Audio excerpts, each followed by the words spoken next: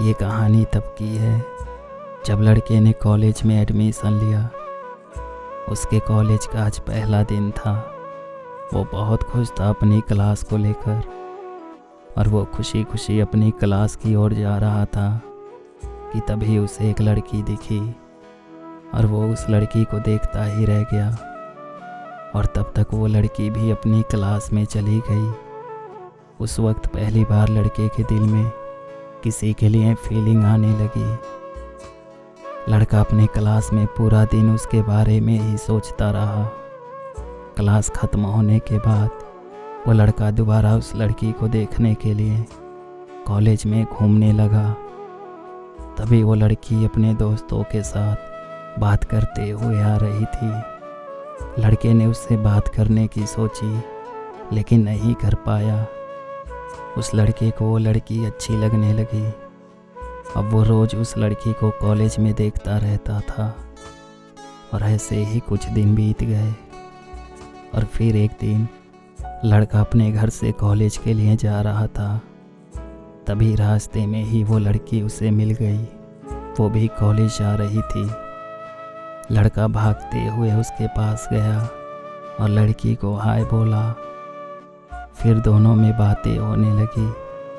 वो बात करते करते कॉलेज में आ गए थे।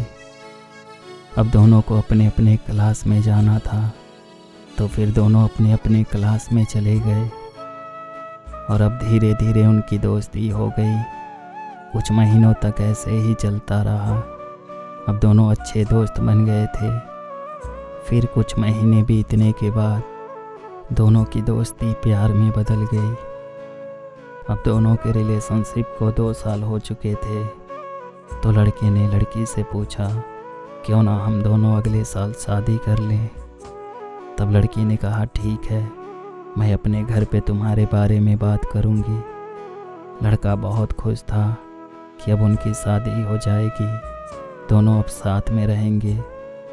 फिर लड़की ने अपने घर पे बात की लेकिन उसके घर वाले नहीं माने। घर वालों ने कहा कि उस लड़के से दूर रहो।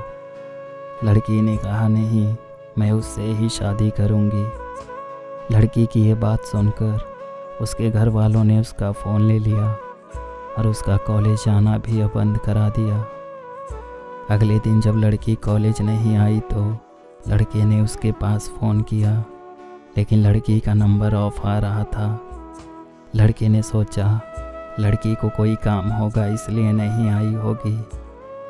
और जब लड़का कॉलेज से वापस घर आया तो लड़के ने फिर से लड़की के पास फ़ोन किया लेकिन अभी भी लड़की का नंबर ऑफ आ रहा था। अब लड़का थोड़ा परेशान हो गया। 2 दिन बीत गए, लड़की का कोई खबर नहीं आया। तो लड़का क्या हुआ ये जानने के लिए वो लड़की के घर चला गया।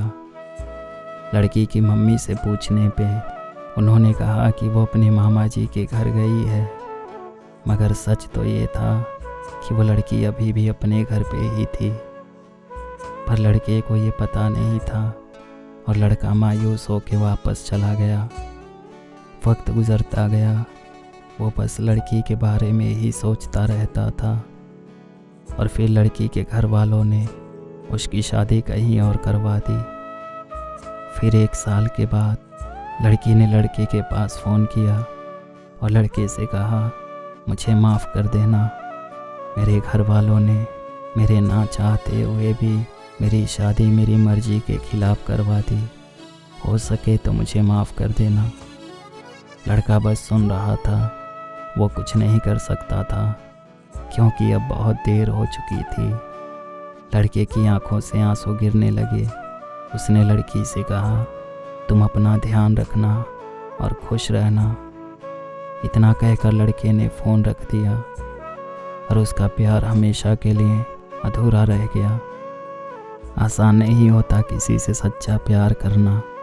बहुत किस्मत वाले होते हैं वो लोग जिनको उनका प्यार मिल जाता है। उम्मीद करता हूँ आपको ये कहानी पसंद आई होगी।